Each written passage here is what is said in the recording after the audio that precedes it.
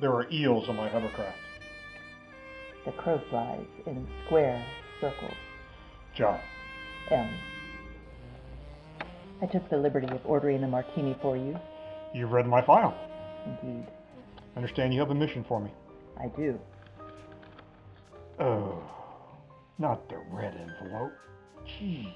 I always hate the red envelope. Really? This is the mission? Okay. You know I don't turn them down, so I'll take it. Airline ticket? Airline ticket. Map? Map. Weapon system? No. Nerve gas dispenser. No. Emergency homing beacon. No. It's a guidebook. Huh. Try not to muck it up like Wolf Creek Pass. I'll give it my best shot, baby. This is just water. Of course, we'd be here all night if it were a real martini. Hey guys, see what happens when you're allowed to take drama and theater as electives? Well, yeah, this is what happens. Well, I turn into a big ham. So anyway, about this trip, where are we going? We are going to Utah, Moab, Utah. And why are we going to Moab, Utah, pray tell? Why not?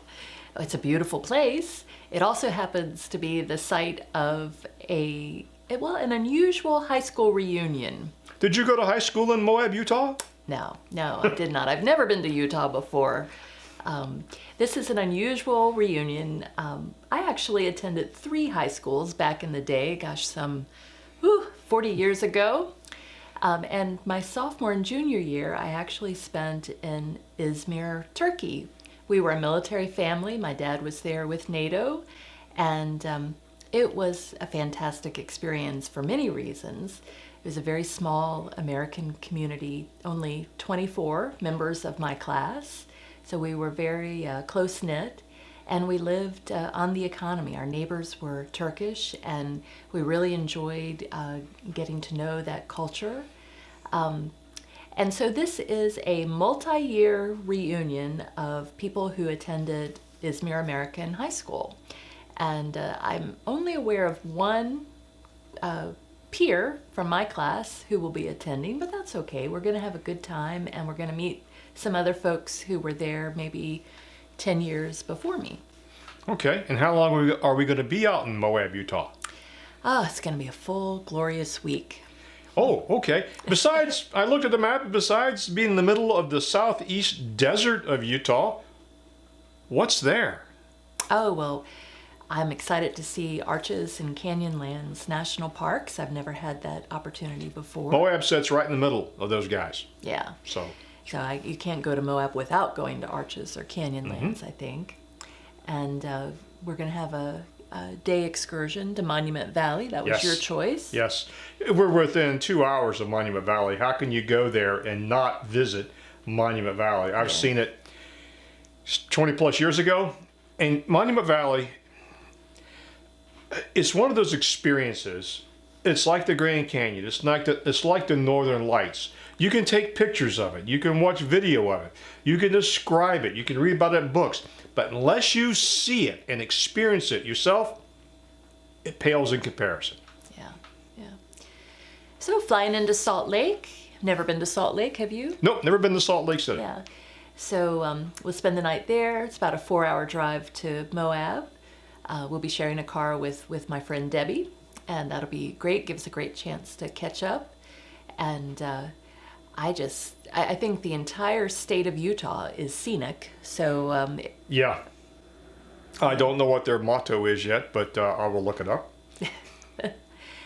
lots to see and do. And what's really odd, we're only maybe 2.5 hours from Durango, Colorado by drive time, and we were just there in June. We thought about heading over to Monument Valley, but it was just too much to add to that trip. Plus, we knew we were going to be going out to Utah here again here in this month. So we said, well, we'll connect those dots later. So that's our plan for that part of the trip. And are we taking the Spyder? The big question. And the answer is no. It's October, folks. It's going to be late in October when we get out there, and the weather is can be really weird. Plus, the time it would take to drive the Spyder out there and drive the Spyder back, it would be probably longer than the Asphalt Odyssey, and I'm not ready for that yet. Just too much time, too much expense. We're going to fly commercial. Yeah, work and life get in the way Yeah, sometimes. yeah. But still an adventure. Just Oh, absolutely. In a four-wheeled vehicle. Yes. So you lived out in Izmir, Turkey for how long?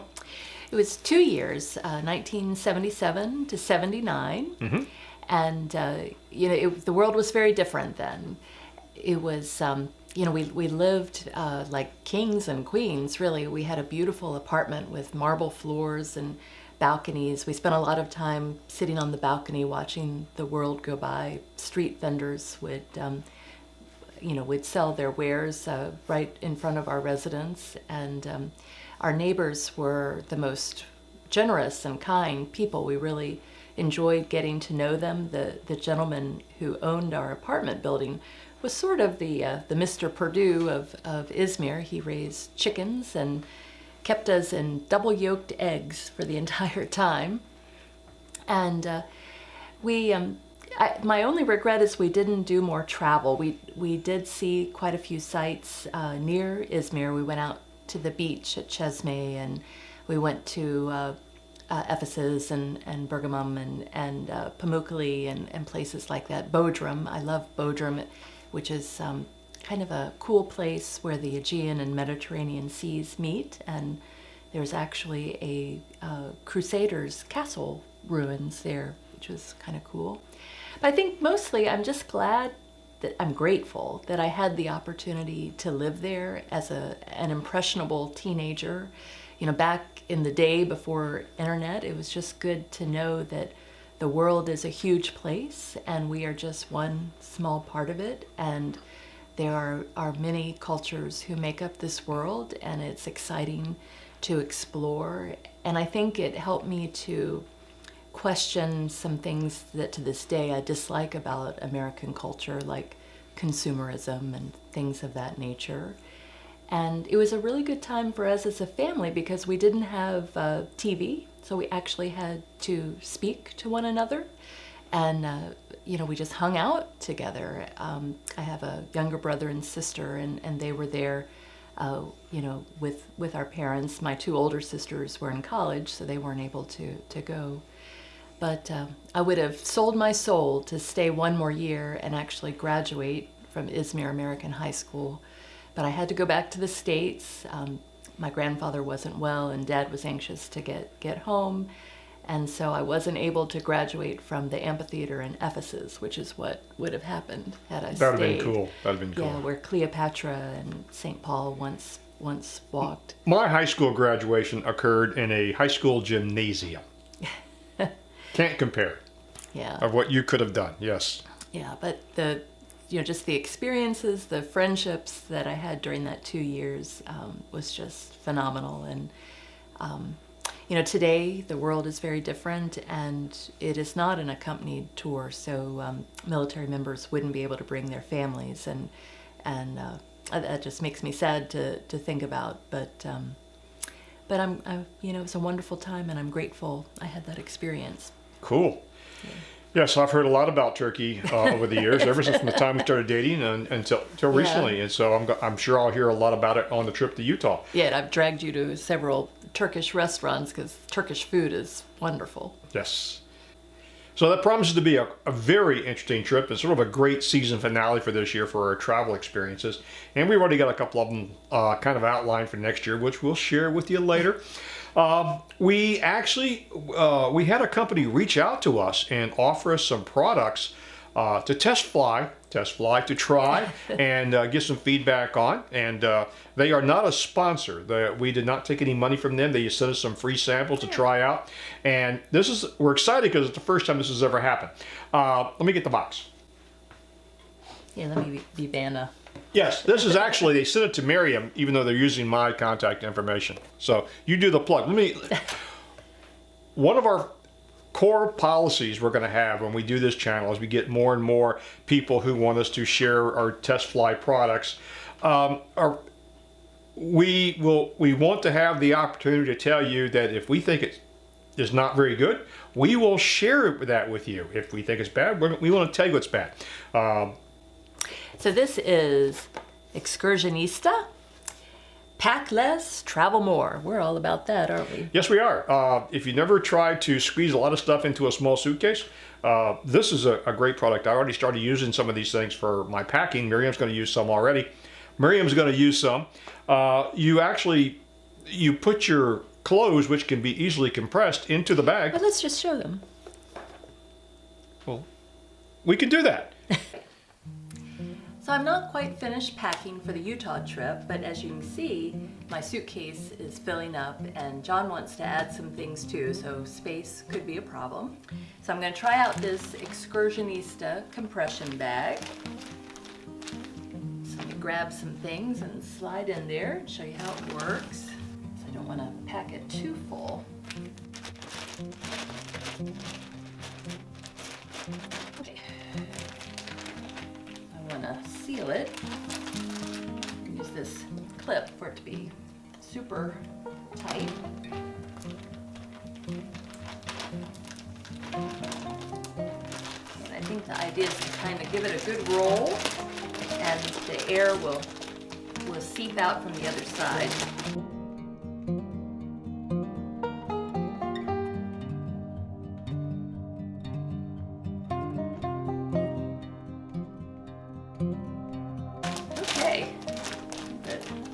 You could probably still Probably could, but I would say that it has reduced the size by at least half. Mm-hmm. So that's very helpful and gives it a waterproofing. This product can be found on Amazon. They sent us the 8-piece set, which has a variety of sizes. Although the instructions recommend rolling, I found if you simply fold over the bag once sealed and sit on it using a firm chair, you can compress the volume down to between 1/4 and 1/3 of its original volume. Pretty good idea. And in my opinion, for under $10, it's a pretty good value. I think this is something that I would buy. We just wanted to mention, as a reminder, we do have a Facebook page, John and Miriam's Travel Vlog, and we love it when folks post there or send us a message. We try to give a little bit of an update, kind of a teaser of what's coming next on Facebook. And absolutely, and since these videos are going to lag behind the trip a little bit, just because of the logistics of taking the trip, getting it home, start the editing process, then put them up at a weekly rate, some of the videos are going to lag behind. If you log onto our Facebook page, we will have real-time updates on our trips. So even though the videos will be a little bit behind, you will know, you'll see what's going on. Yeah, just another way to get in touch. Stay connected. It's really, I think the biggest motivation for us to keep this channel going is hearing from the folks who view the videos, whether it's through comments on YouTube or Facebook. Yes. So just keep that conversation going. That's one of the things I love about YouTube as opposed to another form of media. It's two-way. Yeah. You get to respond and we get to communicate and have a little bit of a dialogue. If I don't do something, or there's an error or something that I didn't notice, or you have a better idea, or you have a question, Yeah. you can ask, and that way we can address that. So we really have learned a lot from the folks who view our videos. We have. The one video we shot back a year ago, somebody pointed out the cloud formation in the back behind us looked like a giant bear, and it did. So, off to Utah. Off to Utah. So we will catch y'all somewhere en route. Yeah. Y'all take care. Bye-bye.